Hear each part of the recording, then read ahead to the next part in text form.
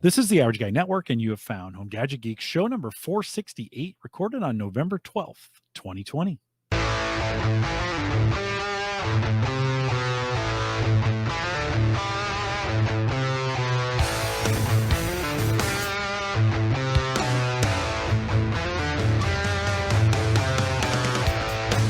Here on Home Gadget Geeks, we cover all the favorite tech gadgets that find their way into your home. News, reviews, product updates, and conversation, all for the average tech guy. I'm your host, Jim Collison, broadcasting live from the AverageGuy.tv studios here in a wintry, Mike. I think we were talking last week how the weather was shifting. Not so shifting this week, right? I think winter has arrived. A little bit, yeah. I think we might have a little bit of a spike again on Saturday, but you're right. It's been getting down in the 30s and finally getting a little bit colder. Hunting, good for hunting, bad for hunting. Your hunting season's coming up. Yeah, hunting season is, and so you want it to get cold, so it's not good. This warm weather, because down at least, even just an hour and a half south of here, there's supposed to be 65 degrees on Saturday. So the cold snap coming late means the deer move late. So we'll see we'll see. You know, it's that stuff always is just kind of hit or miss anyway. But you do want it cold for hunting, which is good. All right. Well, it's not chilly down here in the basement because I'm running some things, and so it's been nice and toasty down here. So much so we've been put a fan at the bottom of the stairwell to try and push some of the heat. Like, okay, go. Heat rises, right? So It should just go up there. It's not. It's not. Just staying all down there with you, huh? Nice and toasty down here. Yeah. Of course, we'll post a show with some show notes tonight out the AverageGuy.tv. Big thanks to Erin Lawrence, who joined us last week. Mike, always a treat to have Erin on. She's great. So great. Yeah. So much fun. She reviews the coolest stuff too. She does. She's really in a groove. I mentioned this last week, but she's in a groove where she's got a lot of great stuff, a lot of great gadgets. That's kind of like her review and Home Gadget Geeks. I mean, this just kind of lockstep. If you're not following her on YouTube, you should be, because she's just doing everything we're talking about. So if you haven't done that yet, techgadgetscanada.com, and you can get all those, get updated on those YouTube videos as well. Also, a big thanks for Hover for kind of supporting us over here at the AverageGuy.tv. If you go to the AverageGuy.tv/hover and buy your first domain, get $2 off your domain. We make $2 as well. So pretty great way to, and it doesn't take many domains for that to cover my annual cost for the year. So if you're going to buy a new domain anyways, or you're looking for something better than everybody else, head out and start a new account at Hover. The AverageGuy.tv/hover. Make sure you use that. And you'll get $2 off your first domain. Just the first and just one, but we appreciate it over there. While you're thinking of it, if you need a new site, and why don't you, head out to Maple Grove Partners, just maplegrovepartners.com. And, of course, Christian will set you up out there. Plans start as little as $10 a month, and you get some of the best hosting that's known to man. So two great tastes that go great together, the AverageGuy.tv/hover. Why I haven't made one that's the AverageGuy.tv/Maple Grove Partners. Probably because that's a super long one. MapleGrovePartners.com will get you there as well. Big thanks this week. Also, we're doing week 3 of the beers that Joe sent over. And Joe, thanks for doing that. Joe's not feeling well. I think Joe got the COVID. Oh, so no. Joe helped me out a bunch too, by the way. Helped me out on the barbecue meetup, Mike. So yeah, you were out, but Joe and I got together, streamed the barbecues live. I didn't get a lot of folks. We'll try it again in the spring and see if we can pick up a few more folks to get it done. But there's a video out there on the live channel of our grills smoking away. And dude, the chicken was, I did a whole chicken. Did you like an all-day cook? I kind of did, because I ran out of gas. Did you? So I went out there. I started at 9, right? And so we did a meetup at 8, Joe and I dry rubbed the chicken, and he had a pork butt. So he had gotten that ready and already on, because he knew it was going to be a long day. Right. So then at 9, we put it on, and I went to do the Ask the Podcast Coach till 11. And when I came back out after Ask the Podcast Coach, it was cold. I was like, oh, ran out of gas. So I had to run out of Menards, and I got two new gas, barrels, whatever we call those things, gas cans. That's not what we call. What do we call those things? Propane tank. Tanks. Thank you. A little retarded there. So, so I picked up some new, fired it back up, and got the temperature back up, and it went till maybe 2 or 3. And I thought it'd be a problem going cold and then coming back, and then it being on a fire for 6 or 7 hours. Wrapped that thing like Mark tells me. Wrapped it in tin foil, put it towels around it, put it in a cooler, let it sit till Sarah was ready to grab it. I think she grabbed it at 5. She said it was still hot in the center when she grabbed it. We made chicken salad out of it, and it was delicious. That's good, because the one time if it gets cold, that affects like the bark on stuff, because that has happened to me. My smoker has run out of pellets, and in the middle of the night, and the bark gets really weird on like a pork butt if it gets cold and it like hardens almost, and you heat it back up. But I mean, it doesn't affect the taste too much. But good to know it didn't. Yeah, it worked. And I didn't. And you probably caught it pretty early. It probably didn't get like super cold there. I think so. Yeah. I think so. It wasn't a bad day either. I mean, we were outside, and I was outside in shorts on Saturday still. Yep. Mark talked me into that roaster, the chicken roaster that's got the little beer cap, and you fill up the. And so I used that this time. Didn't cover it. Didn't have a drip pan. Just put it on there. Oh man, 225 to 230, 240, somewhere in there. Kind of was the temperature. I had the smoke tube going. Joe's was billowing smoke. I mean, his was just billowing smoke. It was impressive. He was on the Weber, did a great job. So we had a good time on the grill meetup. I got together with Jim Miller, who is a listener of both Cigar Authority and the show, and we got together for the cigar meetup at 3. So we'll do it all again. Thanks to those guys for doing it. But big thanks to Joe. Also, he sent us this week. We're looking at Day Drinker. Mike, you had some advanced tasting of this already. From a little too much advanced tasting. How was it? Delicious. That was my favorite one of the lot. Blonde ale. Yep, Hannah and I enjoyed those the other night, and they were really, really good. Probably. I should have done a little slower on the pour, but that's okay. It'll catch up. Yeah, blonde ale. So, a lot like what do you remember the tastes on that? Was it? I can't. I just remember being really smooth. Like Day Drinker really fits the name because you could drink those all day. Whereas, like some other beers, like Holiday Cheer from Shiner, for example, not a beer you can drink all day. You can have like 1 or 2 of those. They're really like kind of thick. This beer is just so smooth. Something a little bit lighter. You can probably drink it all day. Yeah, it looks good. Nice little look there. It looks like color wise to me, it looks like a blue moon almost. A little bit. Yeah, and not too sweet. No. Actually, even kind of a little. It's not advertised that way, and it's an ale, but it's a little more hoppy than at least right out of the chute. That was the flavors I got. Ooh, I just spilled it on myself. That wasn't very good. Jeez, having that kind of night.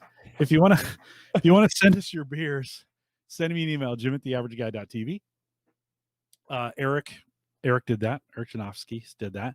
He actually sent us some Hop Cloud. I love hoppy beers too, so I'm excited. The IPA. I got 3 of these waiting for you, Mike, when they come over. And so Eric, thanks for sending those over as well. That'll be in 2 weeks or maybe 3, because I think there's a holiday in there somewhere. I was down here. I was doing something else. I remember. So I had a Gallup shirt on, and I was these beers came in the mail, and so in a box, and Eric had wrapped them in bubble wrap so they'd be protected. So I don't know why I could have just pushed the beers out through the bottom of the bubble wrap, because they're just wrapped. So I was taking a knife and right in. I went right into the beer with the knife. I don't know what I was doing, and. So did you just start shotgunning right away? Just like put it up to your mouth and start chugging? Yeah. So of course it sprayed all over the front of me. And so I quick took it threw it in the box, took the other beers out of the box, put it in the boxes foaming everywhere, ran the box out to the outside. And there it sits. I haven't even, it's still sitting out on the back patio. So man down is what you say when you do that to a beer. Man down. And unfortunately, the man is still out there on the deck. I need to go clean him up. So I have 3. I'm going to keep 2. Eric, thanks for sending those over. It was not his fault. Totally mine. I totally speared a can. But again, if you want to send us a beer to taste or check, send me an email first, jim@theaverageguy.tv. Listen, it's not cheap to do that. And I just, Eric, Joe, I just appreciate you guys being willing to. I mean, it's probably more expensive in shipping than it is the cost of the beer, just to be 100% honest. But I appreciate you guys doing that. We have certainly enjoyed those and always appreciate it. We can't get these Arkansas beers up here. So delicious. I was really thirsty. Ooh, that's even better with it as it sets for a few minutes. Little lemony. I kind of like that. We'll talk about it here at the end of the show. Mike, I mentioned it earlier. Hunting. Yes. And I think you've either come up with some new hunting tech or this is stuff you've used before, but talk a little bit about there's some tech going in this year. There is. And, technology and hunting is kind of a weird topic. And so here in Nebraska, the 2 seasons I like to hunt, a lot of guys are duck hunters around here, but the 2 that I like to do are turkey and deer. And so I like to get out for those seasons. And so November for us is really the entire month is hunting, because last weekend, right before, because rifle is only 1 week.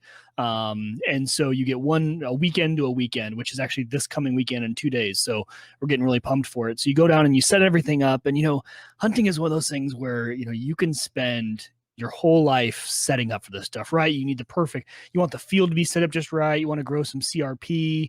You want to set up food plots. You can just go crazy.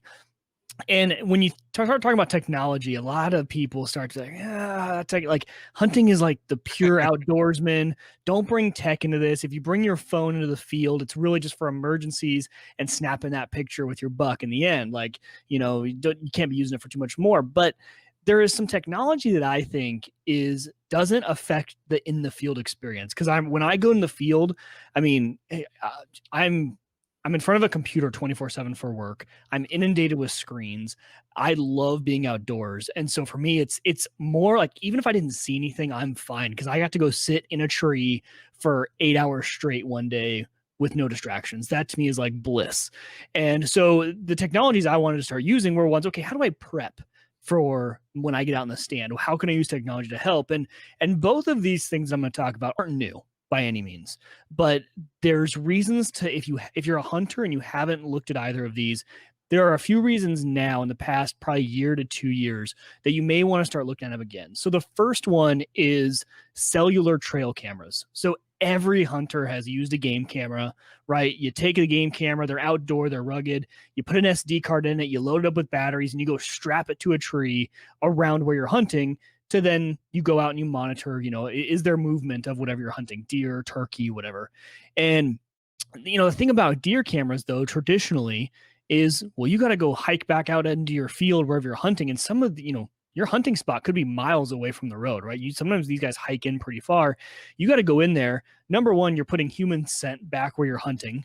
You want to not disturb that as much as possible. But you also, on the reverse side of that, you want to be checking your game cameras right up to hunting time to know, hey, when are the best times today to start, when are the deer coming by my stand?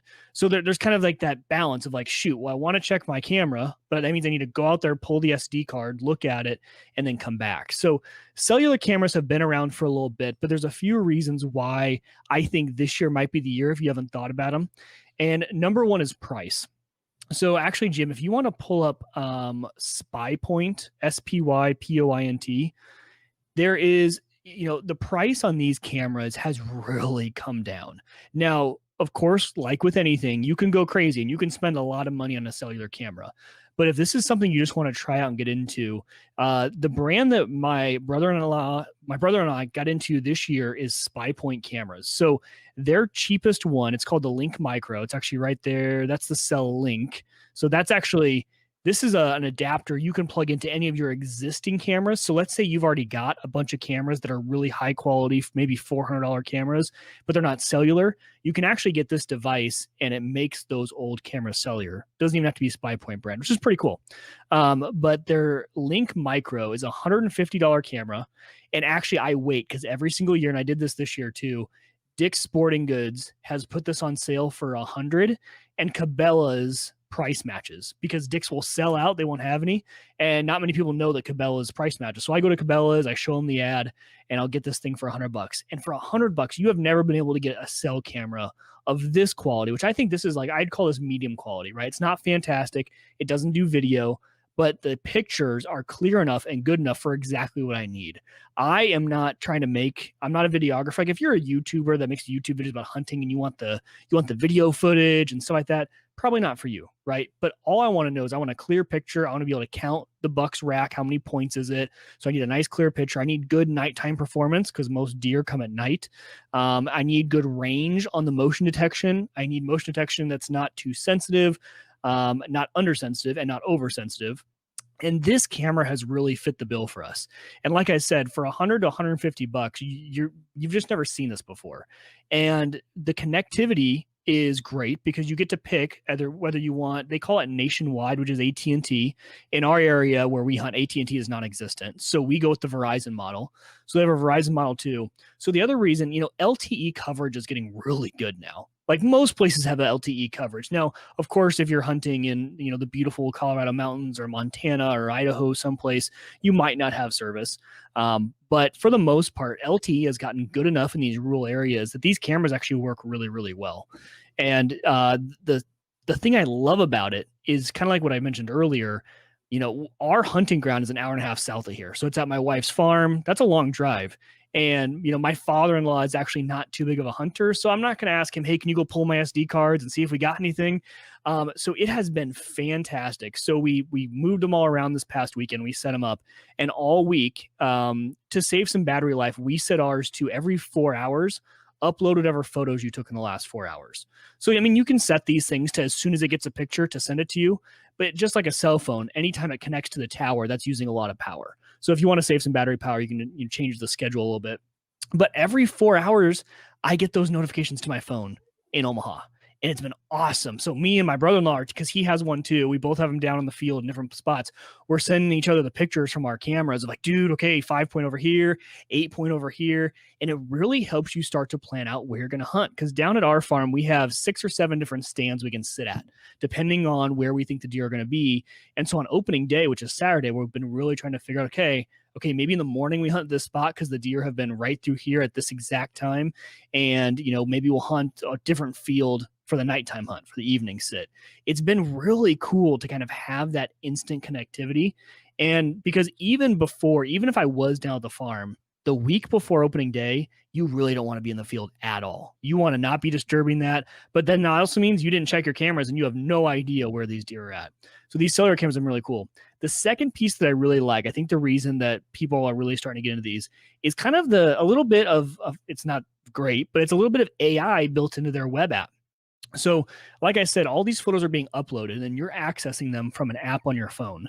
Well, the app is really cool. And I don't think my camera is not going to do a good job picking it up. So I won't even try and show you guys. But essentially all your photos come in. And if you guys have ever had game cameras, you know that sometimes like a blowing tree can be the death of you. If your camera can see a tree branch, it's going to trigger a lot. So sometimes I found that between 2 and 3:30, I get like 30 to 40 just pictures of the field. So I get for some reason. But you can go in and this app allows you to filter by species. So you can actually say, hey, just show me all the buck pictures that just came in. Show me all the turkey. Show me, and it knows that the software in the background is smart enough. And like I said, for those of you who have used deer cams before, what do you traditionally do? You pull the SD card out, you put it in your computer, and you're constantly just clicking through.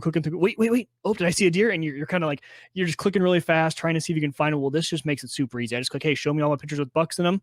And there they are. And they're all there. Showing the pictures with turkey in them. And it's almost like Google Photos. It's like Sighthound.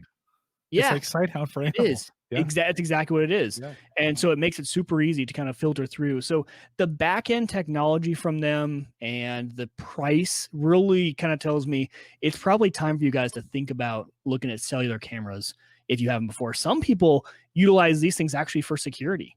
If you don't need a constant stream, let's say you live in a place that's rural remote and Jim, you want to run something like Sighthound, but you don't have, Wi-Fi where that is. You could utilize one of these and you can get an attachment with a solar panel for it. It's a tiny little solar panel and Spypoint actually makes their $200 model has a solar panel built into it right on the top. So that technically could run 24/7. You would never have to touch it to replace batteries. You would never you might have to go out and grab the SD card if you fill it up. But you can also delete those from the app. So you could really just set that thing up almost as a security camera. So pretty cool. I've been really liking the cellular cameras. It really changed the game for us this year. And I know there's probably a lot of hunters out there like, dude, these things have been around for a long time. Yeah, but they haven't been this affordable, and the LTE hasn't been this good. So I've been really happy with that addition to our hunting repertoire. Yeah, no, it feels like, as you're describing that, I was just thinking, I've got a camera that's goes to Sighthound out the backyard. So a couple things that apply on this. I have a tree that blows in the backyard. I have 1,000 videos of my backyard that are just the trees waving and one squirrel, one squirrel moving across. Yep. We had a deer go across this morning, the front yard, and of course both the Ring doorbell and the package cam, which is on Sighthound, saw that and started recording and let me know. But yeah, no, right on that. A blowing tree, even in those situations, can be the death of you. Or you stop trusting your alerts, right? Yes. And then all of a sudden you're like, why am I even following this if I'm not trusting the alerts? I just downloaded their app, and they have a 3D, they have a 3D map available. Oh, are you moving on to the next one that we're going to talk about? I thought you were. Oh, sorry. Hold on. We'll go back. So I thought that's what you were talking about. Not yet. No. Nope. Oh, good. Well, it's all queued up. This is a separate one. The other bit then too about the pictures that it discovering kind of, okay, here's by animal. That's another, again, that's another thing Sighthound has been doing. And I've also noticed on the Ring side, I think there were 6 new options that came out on Ring the last couple of weeks, or at least that I saw, that allowed you to kind of have bigger targets for where you want to watch, to only record if it's human. There's a species cam, right? Idea of thinking like, okay, only turn on if it's a human. What was the other one? Of course, they're partnering with the garage door opener. So in Amazon. So now you can, they can come up, put the package in the garage, open the door, because you have a control, you have a garage door controlled that they've got the code to. They can open it, put the package in the garage, close it, and then Ring records the whole thing. So you have it all recorded. So super cool. Talk a little bit about the app that goes with it. Yeah, so to pair up with that, again, this follows the theme of I wanted to use technology to prepare to hunt. And this next one is an app for your phone, or I think they might actually sell their own hardware too. I haven't checked into it, but the app on the phone works great. And it's called onX. So it's onX. It's a hunting app. And there's a few reasons why you would use onX. And one is kind of for prep, and the other is for actually while you're hunting, especially if you're hunting in an area where you don't know where you're at. But my favorite feature of onX, and I've actually sometimes even used it more for this at home, not hunting related to anything else, is as soon as you pop it up, the app is all about knowing the land around you. That's really the best way I can describe it. And a lot of it revolves around land ownership. So when I pop up the app, even in my neighborhood, it tells me who owns the different houses all around me. So on my house, it would say my name. You can go around different houses. It really just shows who owns the property anywhere you're at. And that's a big deal for hunters, especially because when you're hunting in a lot of different areas, you don't know if maybe you've crossed over a boundary and now you're hunting on land that you don't have permission to hunt. So down these farms, a lot of times there are a lot of fences, but those, you're crossing fences that are on the same farmer's land. He's got, cows in one part of his field, not in the other. So you've crossed that fence and that's okay. But all of a sudden you hop one more fence and you're now on the neighbor's property. So when you get onX, there is a subscription model to it. And so, but see, there you go, Jim. So as you're scrolling in here, it's going to show the name on every single property and who owns it. Wow. Yeah. This is Creepville right here. It is. It's a little bit like it's a much easier way than doing your county assessor, right? Because most people would go to the county assessor to figure out who owns stuff. I will tell you, it's great for that one neighbor who you can never remember their name. I have literally been across the street and like, shoot, what's this neighbor's name? And I've opened up the app and I'm like, oh yeah, it's David. Okay, got it. And I remember his name. Okay, now I got to see what it says for me on there. Yeah, and so proper names is huge. the other reason property names are really big is because a lot of hunters, especially down in rural Nebraska, but I think this is everywhere. If you generally know people are nice, you can go knock on a door and ask, if you can hunt their land. So knowing who owns it, there's always that word of mouth of, the Smiths are always super nice to hunters. You can go ask. Well, now I'm scrolling around. I'm like, oh, hey, actually this parcel, because down where my wife's farm is, the parcels are all owned by very different people. And sometimes they're not the actual farmer that farms them. A lot of times it's a landowner who then leases out the land to be farmed. So it's really hard to tell who owns the land, but this app makes it super easy. The app also allows you to see I don't know what part of this is subscription and what's not. I think I pay $30 for a year and you get access to one state and you get all the quote layers, they call it. So I picked Nebraska, and that shows me all the public hunting ground, any ground that's open for fishing. And Nebraska has kind of different ways that they do public hunting. They have like state owned, they have private owned where it's called like open field, open stream, or open field, open water, something like that, where a private landowner has said that their land is available for hunting. And so you can turn all these little toggles on and off and kind of look around, and it's been fantastic. And then you obviously you add little waypoints. So I have our entire hunting ground marked with where our tree stands are. You can draw measurement lines, which is really nice for measuring your shot. So when I have all my deer stands plugged in, and then I have lines to different parts of the field that I would typically be looking at taking a shot. And, I don't have a rangefinder. I probably should get one, but I don't have one. But now I know, hey, okay, I've looked at the app before. That's a 200-yard shot. That's a 300-yard shot. And I know what I'm going to have to be shooting. So the measurement, the waypoints, all the different layers. And then what's really cool is you can actually save these to your phone. Just like Google Maps, you can save an offline version. So in the chance that you don't have cell connectivity, if you go to a place where you don't have connectivity for your cell phone, you can download offline and still have access to all the information you had before. You still have it even when you're not connected, which is really are the nice. red ones off limits? Depends. So let's see what you're looking at there.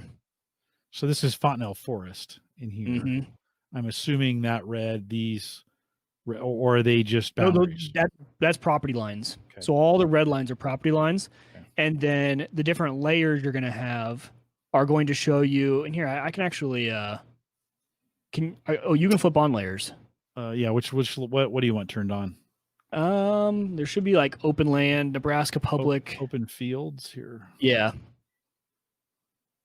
Probably need to pull out a little bit here. Yeah. And Omaha's not a good place because obviously it's so. No, let's go a little bit farther south. See if we can find. So this looks like. Yep, so there's something there. Okay. Riveting audio. If you're listening to the audio, you want to come over to the video to see the maps, but there are some options to go in there. It just kind of turns on, I think, all the hunting specific, so you stay out of trouble, right? You can find yourself, okay, I know what this is. Because I know for some people, it's easy. You get out in the fields, it's easy to get lost. It's extremely easy. Yeah. This app was how I found out. I was talking that I had misunderstood my wife's uncle, who was one of the properties we hunt. I had misunderstood him about where his property line ran, and I had actually been all day turkey hunting in the timber of someone else's property. Luckily, that person doesn't hunt, and I wasn't. But that's how I found out. I opened the app when I got back, and I was like, oh, I hadn't crossed a fence or anything because I had gone through a creek and hadn't realized that I was already over in their property. It's super easy. You never know unless you have a GPS on you, or if you grew up, you knew the land really well. It's hard to tell. So a fantastic app for knowing all that sort of stuff. Pricing, it's only $30 a year for a state, for a single state. Exactly. Not bad at all. 50 states, $15 a month. Yeah. So for the guys who travel around and hunt a lot, that's probably would be really useful because you're hunting in places you don't know at all. It would be fantastic for doing that kind of hunting. Yeah. But even just for one state, and even just the free version, like I said, it's almost like a free county assessor little website there. Kind of nice. You can scroll around and see at least who owns what property. Yeah. No, it's really cool. I'm a big geography fan. I love looking at maps and stuff when people are talking about stuff. And Google Maps are great, but man, this adds an extra layer. Totally does. That hey, here's a good example of that. And let's see, where am I? Well, let's just drill in and take a look. I think we're in the village. Oh, it's Union. This is the village of Union, and you can kind of get a feel for what's down there and the property lines and who owns what and what it's super interesting. Yeah. I imagine they have railroad right of ways and all those other things. Yep. Yeah, you really start to see all of it. I love to kind of explore. It's so funny to see. You can kind of get an idea of how different parts of the state treat their agriculture, and their resources such as like animals and stuff like that. Because like Western Nebraska has so much great public hunting.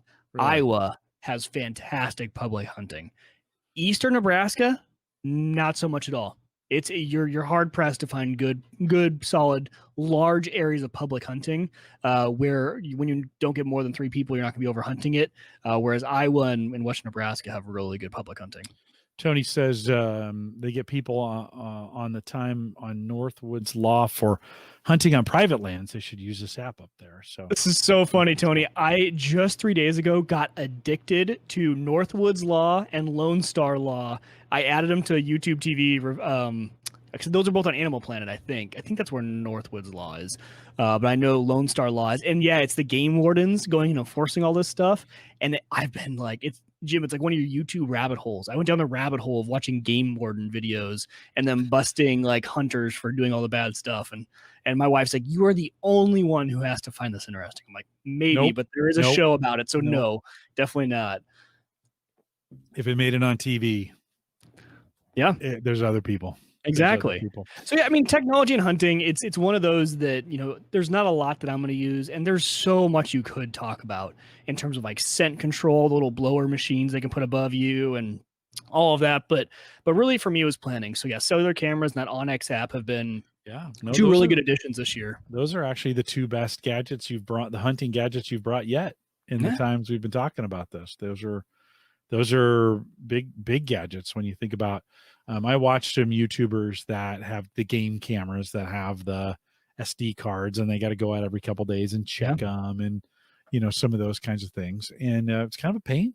It is. They're gonna live out there. They want to see what kind of animals are coming through their property at night and such. And so I've often thought of putting some. We get raccoons and deer and your garden variety animals. The deer and Bellevue are so tame because they, nobody hunts them in here. I was going to say they're all smart. Like, hey, we're going to head up to Bellevue for the season. I know. That's where they go to retire. They come up here this is like the Florida for deers. Yeah. For deer. Have you ever seen a buck or all doe? Mostly doe. Yeah, I was gonna say, bucks are probably too. Yeah. I don't want to be in that city environment as much. And they just walk through. They don't care. They're like, my backyard is just a big buffet for them. They just come in and crunch on everything. Now we've gotten a few dogs over the last couple of years, and that slows them down. They don't like to go in there, but no, super cool. Anything else on that? No, not really. I'm excited. We'll see if it actually works. Like I said, opening day is this weekend. So nice. If you guys are following me on Instagram, you'll for sure, hopefully, see a nice big buck show up Saturday, Sunday, or Monday. I'm taking Monday off. We do Monday too. I'm going to consider you a failure if you don't come back with one. I've been invited back to the show. I've had the goose egg the last 2 years, so it's time for me to redeem myself. Come on, Wieger. You can't. You don't come back. Just don't show up. Yeah, I won't. The thing is, I'm going to bring you some jerky too if I get with them. So that'd be good. Yeah, that'd be really good. Have some jerky and a cigar. That'd be pretty good. Okay. Exactly. Aaron last week tipped me off when we were talking about lighting, and we were talking about the Amazon Echo. And so I did pick up the Echo Flex that evening. I ordered and it came in. Amazon actually sent me 2. So I was like, oh, sweet. Really? Yeah. For like $10, right? They're $10. How much? Yeah. It's $10. Like, it's not even worth anybody's time to even worry about it. But I thought, well, good. This will give me a chance to unbox it on the show, because I'd already unboxed the other one and put it in, and then this one came the next day.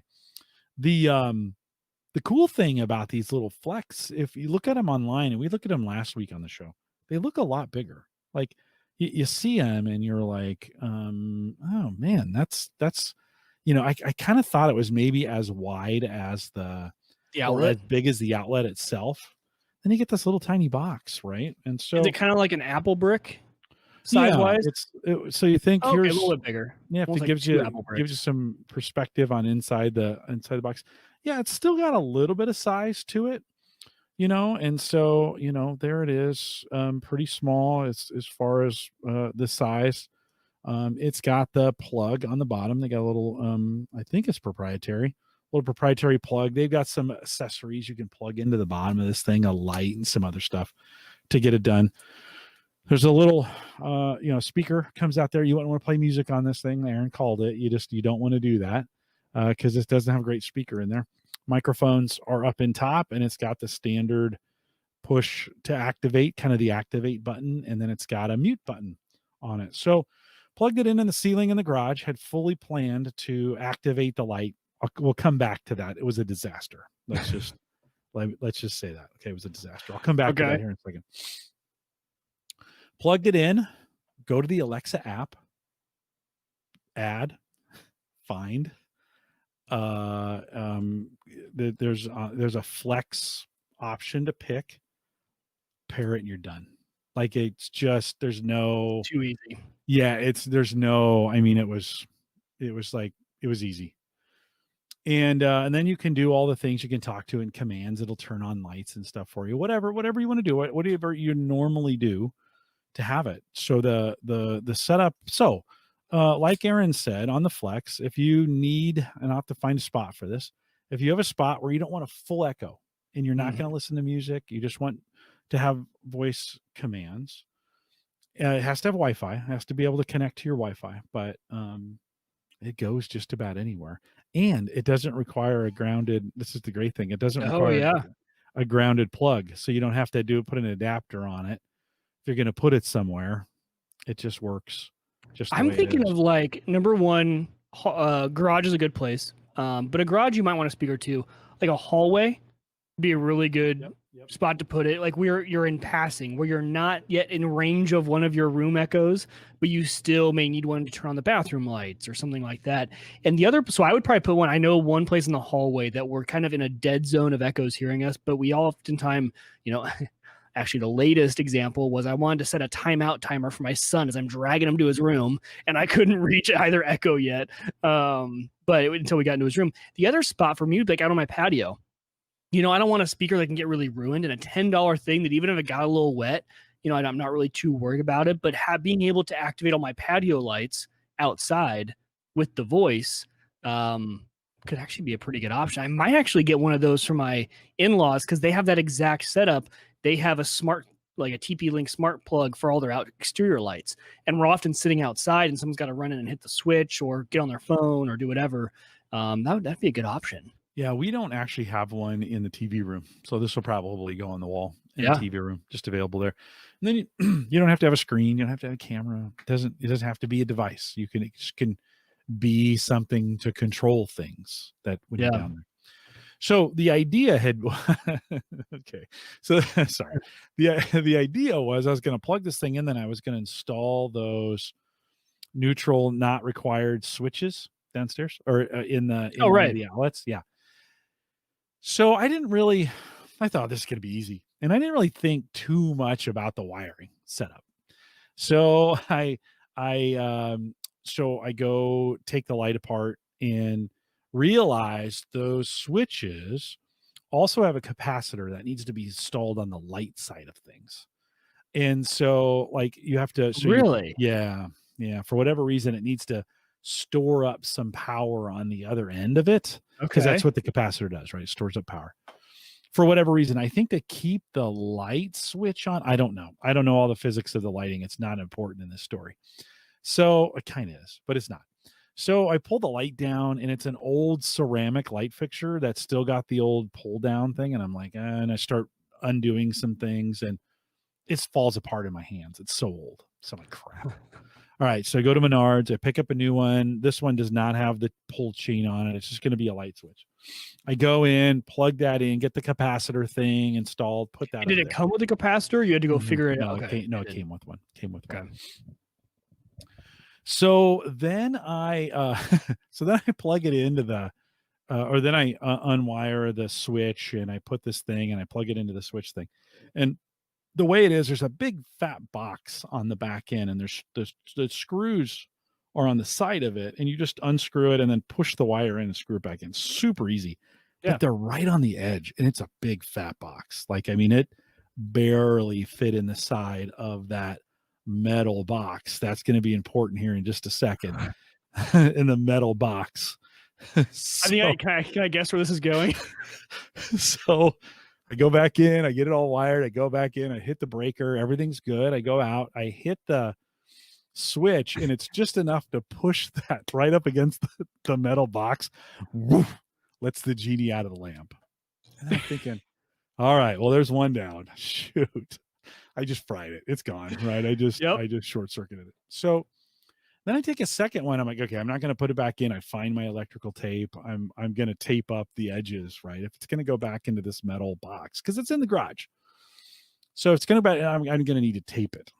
So I leave it out of the box to test it. And I realize all they've really done is set, they haven't, it wasn't really wired right for what I was trying to do. And to be honest with you, I was like, well, how would you wire this differently? Like, I couldn't, at the end of the day, I was looking at it. I got super frustrated with it because it wouldn't really do what it needed to do. And I was worried too. I had, it was touching the side. And so I ended up like, okay, I'll figure this out another day. I am not gonna, I've already, and it was getting dark out there, of course you have the lights off. So I have a little flashlight here that I've got in my mouth, trying to do things. So I ended up going to Menards and just buying one of those luminous regular switches, right? Just a regular switch that flips on and off. But when you in the dark, does it need the neutral wire? No, the ground. No, you just need hot and the white and the whatever. Yeah, black and white is what was in there, and so. Now I have you still can't, I still can't sound. So I have this thing. Here's the funny part. She's still in here. No, she left. So she goes, so the next day, Sarah, she goes, okay, so what's the right thing to say in the garage? That was exactly, I was like, no, I told you, I didn't get it. I didn't get the smart switch in. It doesn't work. You just, the wake word is flip. Yeah. Flip, and the light comes on. So what I think I'm going to do is they make a Wi-Fi enabled socket that goes in between the light and the screw in socket itself. Oh, okay. So yeah, super simple. They're like $20. And it means I don't have to mess with wiring again. Like I just one of those kinds of things like, I should know more. I'm always in a hurry when I'm doing those kinds of things. So I think eventually here, I just haven't done it yet. I'm going to pick up one of those go-betweens. The problem has been is there's no, like I didn't want a brand new app for these. Exactly. Like, I had bought the Kasa smart Wi-Fi plug light the other day. I love those. The overhead, by the way, I can't recommend these fast enough. Me too. They're on sale everywhere. So you can get, I think I got a 3-pack for $21. And I needed one because the overhead light, I had a TP-Link H100 that just kind of quit working. Like I tried to reset it, didn't work. The phone just didn't work. I'm like, I'm just going to get so I bought a 3-pack. And one of those is to go up there. But, again, packaging is important. So literally, this is all you get. There's a box and the device. Now it does have the ground on there. So, I took it out of the box, plugged the light into it, plugged it in. The light in the corner comes on and starts flashing. You open the Kasa app, you go add, find it in the Wi-Fi, hit it, it's done. Like, that, again, I've been doing this now for, I don't know, 5 or 6 years. Every year it just gets a little bit easier on these things. It was super easy to set up this, Wi-Fi enabled. If you needed, it's got a little switch on the end if you need to manually turn it on and off. I didn't even have to, it was in the pairing mode the second it came out of the box, which is super smart, right? Yep. So I bought 3. One replaced the light. I can now tell the lady to turn on and off the overhead light. This will be the Christmas tree, because I took the old Christmas tree light from years ago, installed it somewhere else in the house, right? So this will be for the Christmas tree this year. And then I have an extra one just in case we have a need that comes up. We want to put another light on there. But these Kasa, they're everywhere. You do not need to look far and wide. Super easy to set up, super cheap. Work great with A-Lady and Google. Yep, those are the ones I use when I was talking about my ham radio, where I have the RFI devices that are causing RFI. Each of the devices that are offenders are plugged into one of those, and then I group them in A-Lady in the app, and then I just say turn off the RFI devices, and she turns off those 3 switches together.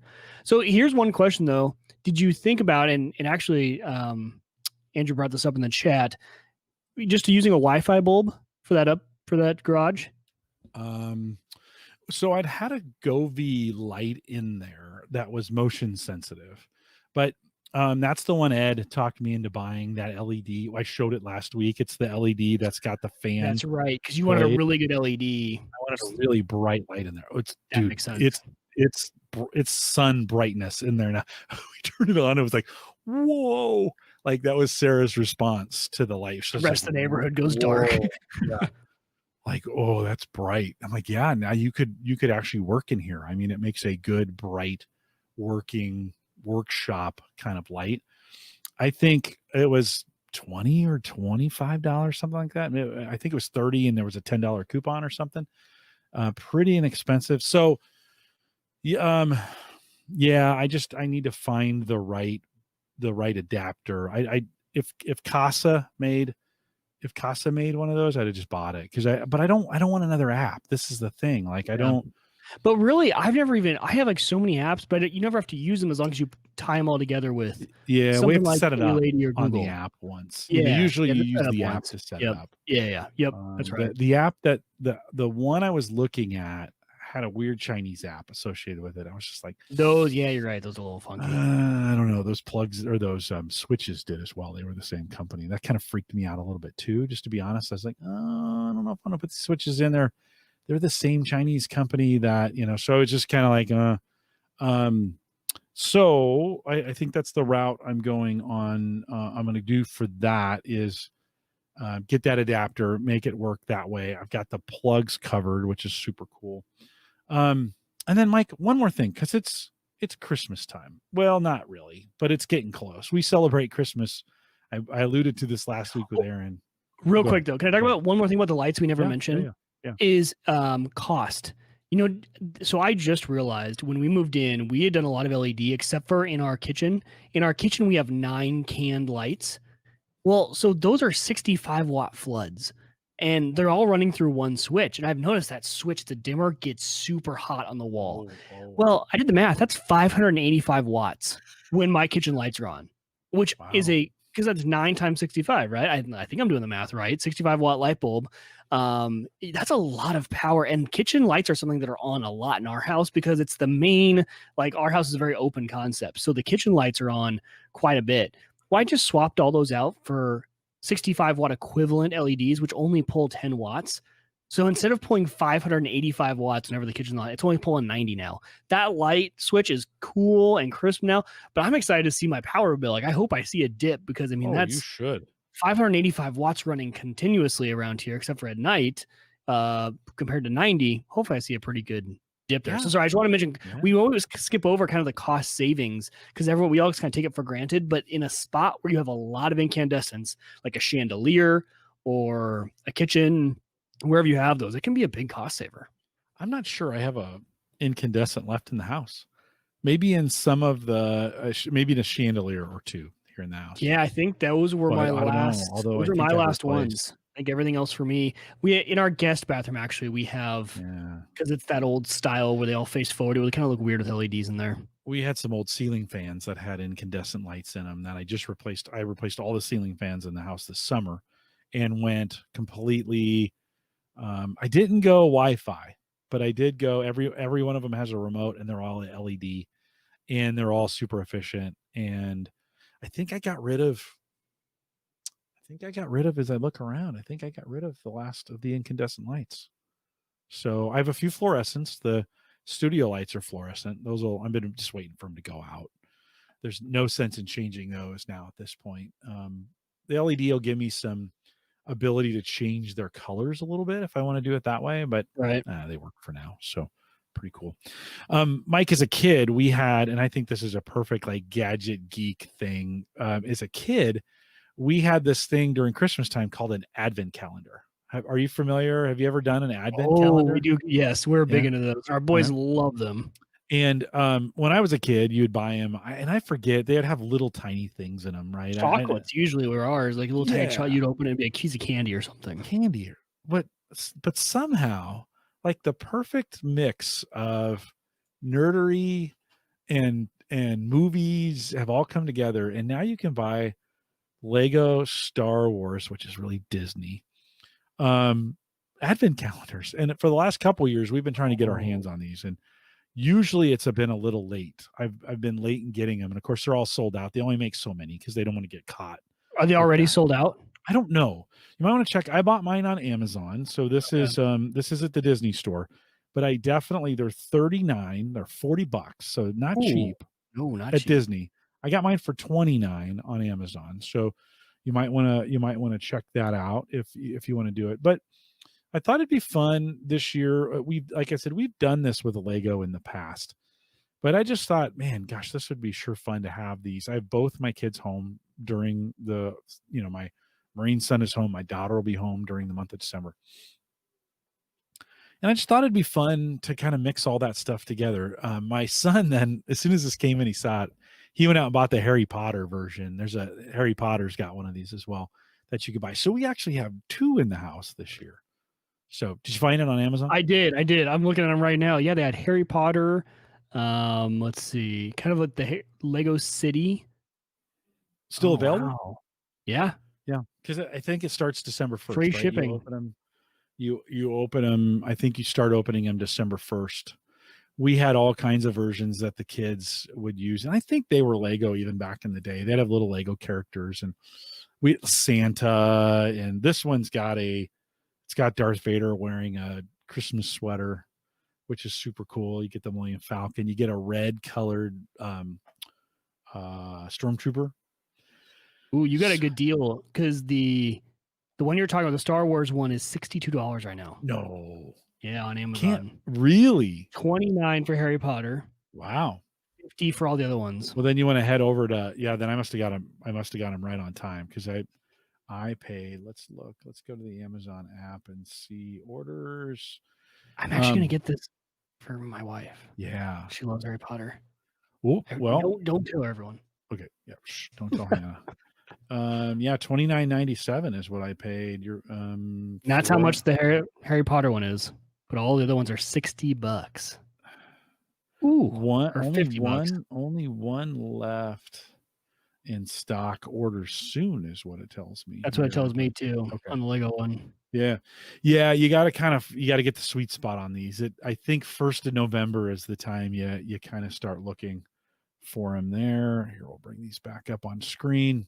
That's it on 311 pieces. They're little tiny pieces, but we have a good time. For us, that's just such a good Christmas tradition to have that. And it kind of mixes it all together. One year the kids love to get Legos for a lot of years, and then they would spend all Christmas Day putting those Legos together. And so having the Lego advent calendars was kind of fun. And then they would take all the things we got in the advent calendar and make a one big thing out of it. One year, I think Phil made Santa riding like a speeder, and he had like a knife and a gun and like a flamethrower. And yeah, Lego creativity. My boys are super into Legos right now. I love it. I love watching them, all the things they make. Murderous Santa out there. So good times. What's your tradition? So if you're listening on YouTube, leave those in the comments below. Love to have you. What do you guys do? If you're listening in chat, put them in there right now. It's a good opportunity. Mike, do you guys have have you established like Christmas traditions that you do around the holidays? No, not to. We do the advent calendar. The boys love that. The hard part with two boys, 14 months apart, just 4 and 3 essentially. You need to double up. You need to. You can't just have them share one thing out of there. It's not going to work. So that's why I was like, "Ooh, this Lego thing are cool," but $100 would be a lot for 2 advent calendars for them. 40s even. But, if it would have been 40, I'd have been kind of like, yeah. But no, we love to spend. We usually try and hit every family. This year it's gonna be really difficult. I don't think we will. We'll probably see our our parents, but that's about it. Obviously not gonna get all the in-laws together or anything like that. So yeah. But we love the holidays. It's my wife's favorite time of the year. She absolutely loves it. Sherwin in the chat room says just bought the Bugatti Lego set from Amazon this morning. I think that's these. Did I get it right? Oh, that looks cool. These cars. Yeah. Look at that. Oh, those are pricey. Yeah, well, this one's not, but this is the small one. I think the Lego version. Yeah, let's see if we can get $340. Oh, I clicked on it twice. My internet connection must be a little slow. It's trying to fake me out. Yeah, $340 on that. But you, I imagine it'd take you a while. He says large one to keep an ill friend occupied in the hospital. Hope he likes it. That'd be sweet. Yeah, yeah. That's such a good idea for someone who's in the hospital. It's a perfect idea. Yeah. Years ago, now my son, we were out skiing. My son ran into a tree and broke his helmet and broke his head and his face. We spent about 2 weeks in Denver while he was in surgical ICU. We weren't sure, and he had brain swelling, and so we weren't sure if he was going to have brain damage. And so my friends at work had put together some care packages, and they actually brought 2 big boxes. Sarah brought these back of magazines. We thought we were going to be in Denver for like 3 months. It was so bad. So magazines and comics, and they put some Legos in there, which was super helpful. And so he enjoyed the weekend, the one weekend he spent in physical therapy. Yeah. Okay. He'd gone, they didn't have to do surgery, which was great. And then he was in recovery for 3 or 4 days. And then he went into the physical therapy, and they thought, okay, this will be 3 weeks. And by Monday they were like, I think he can go home pretty quick here. He just healed so fast. It was such a miracle. But he did Legos all weekend. And so it's great. That's one of those great things that you can take, I think, especially for kids. That kind of stuff keeps them active. Definitely. Yeah, my kids love them. They love doing them. We started, and it's just actually at the averageguy.tv. We of course grill, for the last 10 years for both Thanksgiving and Christmas. We've grilled turkeys, and that recipe has evolved over the years. We used to just do a bacon wrap. Now we do a bacon weave. I think after the last couple chickens that I've done on the grill, instead of wrapping them, I would wrap them in tinfoil and cook them that way. And they were great. Don't get me wrong. They were great. It's never crisp up on the outside that way. This year, I think I'm going to leave it open in the pan, keep it at 225, let it go for 8 or 9 hours. I might start that one overnight, and that way it's done in the morning. Kind of check it once. I'm up, going to the bathroom anyways, a couple times a night. So, just check it when I get up, kind of thing, and have it ready for Thanksgiving morning. Then wrap it, put it in the cooler. It's ready. Then I don't have to be worried about that bird on Thanksgiving Day. So those have been some of our traditions just over the years. It changes where the tree goes, where we put it. It was fun the year we started using where you could say, hey, lady, turn on the Christmas tree. Boop. That was fantastic. We do the same thing with the same plug too. Oh yeah. Yeah. That was fantastic. That was actually one of the very first plugs, Wi-Fi enabled plugs that I owned, as I bought and I think I spent $35 or $40 on it when those were first out. What's the running rate now? 7. 7. Yeah. Crazy. Yeah. I think if you can get them for 5, you're in pretty good you're in pretty good shape. Yeah, it can get a little expensive. Some of those, I think that car I was just showing 500 in Australia. We were giving Aaron a hard time last week about the Canadian tax. Justin says, yeah, you got to love the Australia tax. That's true. So hopefully you are getting ready for Christmas. Don't buy too many things for yourself. Like, I know you're listening to this, and I don't know about you, Mike, but it's just, it's too easy to just, we have a family spreadsheet that we use that's like Christmas lists. So everybody has their own tab.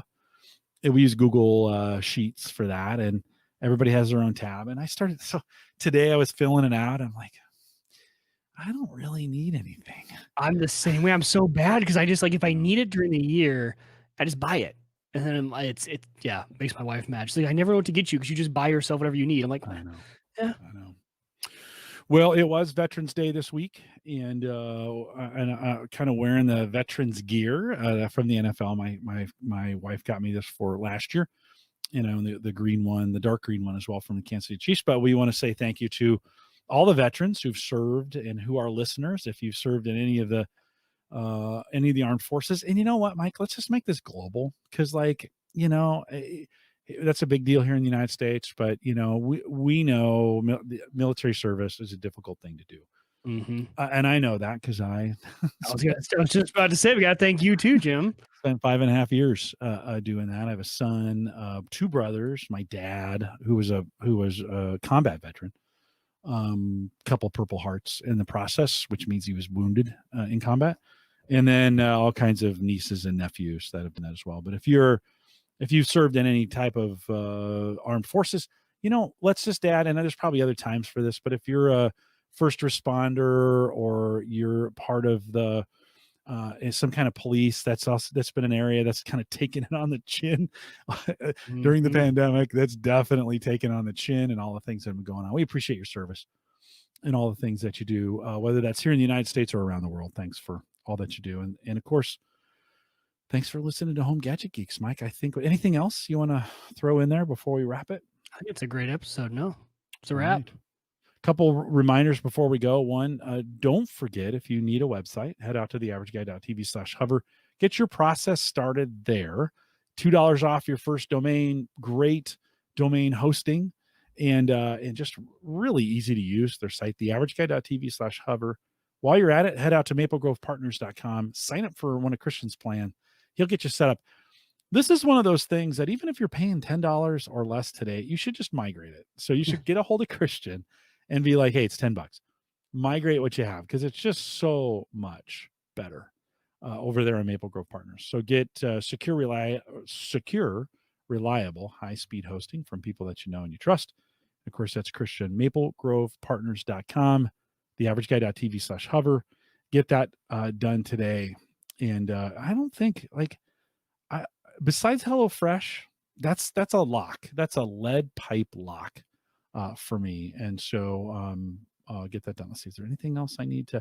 If you're interested in giving us some feedback, you got some things you want us to cover or talk about on the show, send me an email, jim@theaverageguy.tv. And then don't forget, December 3rd, Thursday, December 3rd, big party, 10-year anniversary.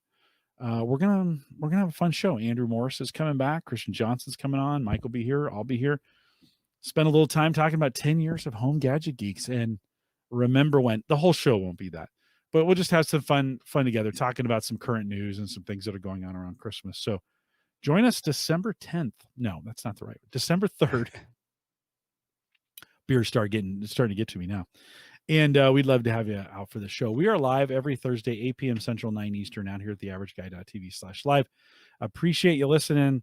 Appreciate you, veterans. We will be back next week. I think Chris Nessie is with us, so we'll get a little bit of update on what's going on in his world with education and COVID and all those.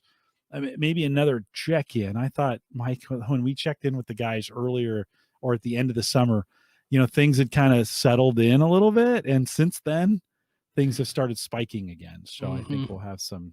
It feels a little different, though, doesn't it? Like this spike doesn't quite feel like the first spike. Well, and I've been careful to say this because I don't want to get people thinking this way, but I think a lot of it, at least in the Midwest, has been before a lot of us didn't know anyone who had it. And I think there's a lot of death happening, which is so sad. But I think a lot of us, the people we know, I think a lot of people know people who are all asymptomatic. You know, all the people I know, I'm blessed I don't know anyone who has passed away from this, have been asymptomatic. I think that gets people in the wrong mindset of, oh, like, it's not that bad. Like, yeah, all of my friends I know, it's a big spike, and no, all my friends have been okay. I think it's kind of a dangerous mindset, but I think that might have led to the cause of a lot of the partying going on still. Like, it's sad when you drive around, you see bars that are packed and no one wearing masks. And I think it just kind of, people got into a weird mindset with it. Yeah. Well, history will tell. And Yeah. last Wednesday when we were doing the show, we didn't know who was going to be our president. I'm not sure we still know. I mean, we kind of know, but I think we know. Yes. All right. Well, we'll see how that goes. Hey, before I forget, and we'll mention this starting next week a little bit more, but if you made it this far, you're the most engaged listener and you have the best opportunity to actually do this for me. For the 10-year anniversary show, I'd love you to call in and leave a message. Just tell me a little bit about how Home Gadget Geeks has worked for you. How do you listen to it? What's been helpful? What have you enjoyed the most? Those kinds of things. And I've made a really easy way for you to do it. Okay, so go to homegadgetgeeks.com. And in the bottom right-hand corner, it's just a little microphone button. Click it and leave a 30-second message. Oh, that's cool. All you're going to get. It's only 30 seconds. It's not hard. Doesn't go on forever. It's just 30 seconds. And love to hear from you. Yeah, it's kind of cool, Mike. The pod page does that for us. And they have it built in. Cool. So homegadgetgeeks.com, pod page, bottom right-hand corner. Leave us a message. Love to hear how you're listening to Home Gadget Geeks or what you've appreciated about it. We'll play those live during the 10-year anniversary party, and I'd appreciate you guys doing that. We are live every Thursday, 8 p.m. Central, 9 Eastern, out here at theaverageguy.tv/live. Chris next week. Sammy, we're on Friday. Don't forget, it's Thanksgiving here in the United States. So Sammy will be on with me Friday. We're going to talk about what it's like to be in a college newsroom during a major election. So, like, straight from her. And it was stressful. Now, they cover both. They don't cover much national, so it's a lot of local. But you better believe their eyes were on the national news as all that stuff was happening. Shoot, I had to be there for like a week. Yeah. To get any results. She was stressed. I bet. She was stressed. When she came home on Friday, she was pretty stressed out. So she'll be coming the Friday. We're not live that Thursday because that's Thanksgiving. Friday afterwards, same time, 8 p.m. Central. Sammy will be here. She'll actually be out of school for the semester because, Mike, they're getting out after Thanksgiving and they're not going back. Yeah. COVID, right? They're just like, yeah, why send everybody home to get all COVID up? Exactly. Then bring them all back. And then mix them all up again and then send them all home again. So I think that's going to be something that's probably going to stick around for a while. If you're if you're listening live, thanks for coming out. Appreciate you guys and appreciate you staying through the whole show. If you've never joined us live, you should. theaverageguy.tv/live. 8 p.m. Central on Thursdays. Love to have you join us. With that, we'll say goodbye, everybody.